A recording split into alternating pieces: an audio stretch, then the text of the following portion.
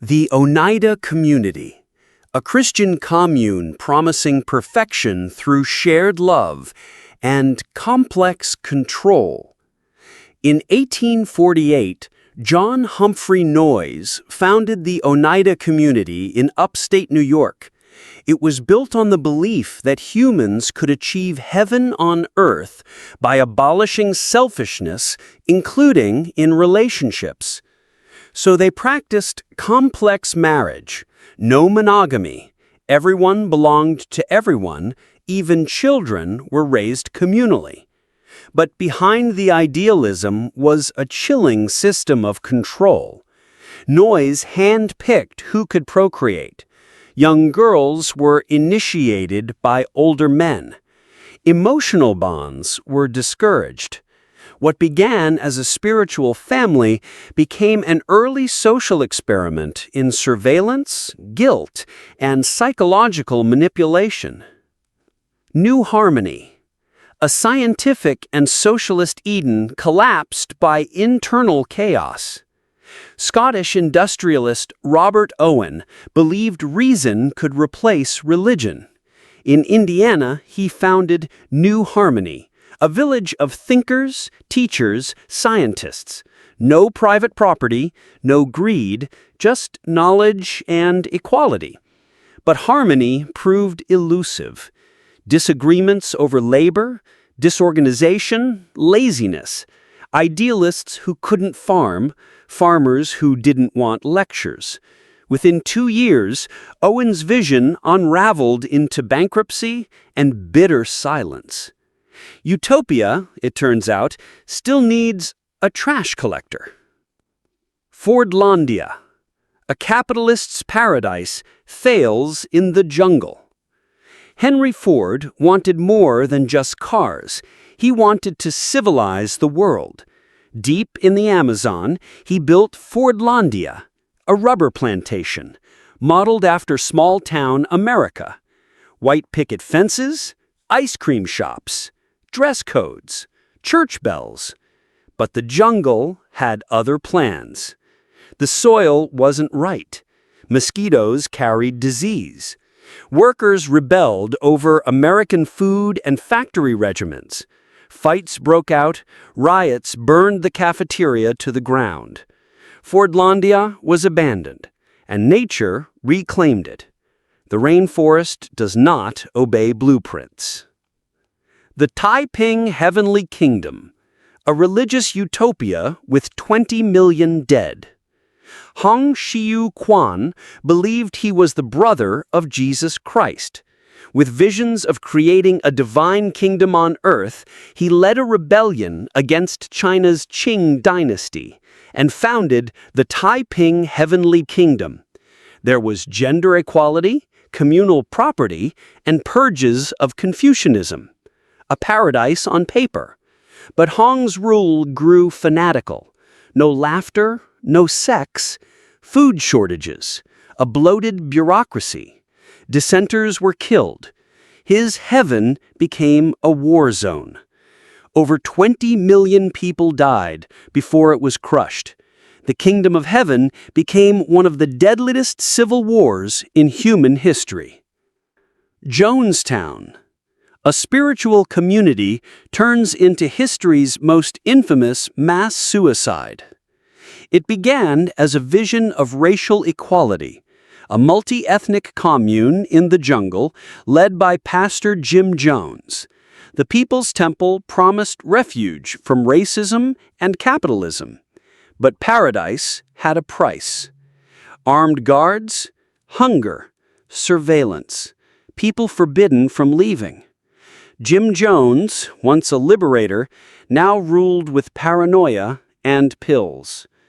In 1978, over 900 people, including children, died in a mass poisoning following Jones's chilling command to drink the Kool-Aid. Jonestown remains a word synonymous with blind devotion and horror. Rajneeshpuram. Spiritual utopia becomes bioterror scandal. The Bhagwan Sri Rajneesh wanted to create a city of love, peace and meditation. His followers built Rajneeshpuram on 64,000 acres in Oregon, complete with schools, homes, and Rolls-Royces. But tensions grew with locals. So did paranoia. Under the leadership of Ma Anand Sheela, the commune armed itself, wiretapped buildings, and launched the largest bioterror attack in U.S. history, poisoning over 700 people with salmonella to sway an election.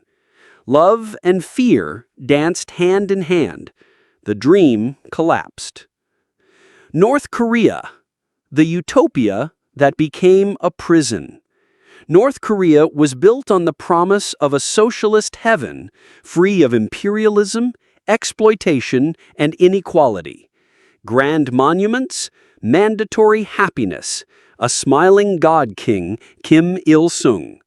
But behind the billboards and propaganda, famine, gulags, executions, generations trapped in fear. Citizens are taught to cry on command. Praise is law, dissent is death. This is a utopia, where only one man dreams and everyone else must play along. Auroville. A utopia still standing, but cracked. Founded by the Mother, Auroville was a town without money, religion, or government, just unity and human consciousness. Thousands came, artists, seekers, idealists. They built domes, shared food, meditated. But over the decades, Auroville fractured. Conflicts over control, power struggles, land disputes, allegations of abuse and hypocrisy. The dream still lives, but barely. Utopia, it turns out, is harder to maintain than to imagine. The kibbutzim of Israel, socialist farming collectives that faced modern pressures. The kibbutzim were built on equality, shared property, communal raising of children, collective farming. For decades they worked, but the world changed. Global capitalism, rising individualism, internal fatigue. Many kibbutzim became privatized or collapsed.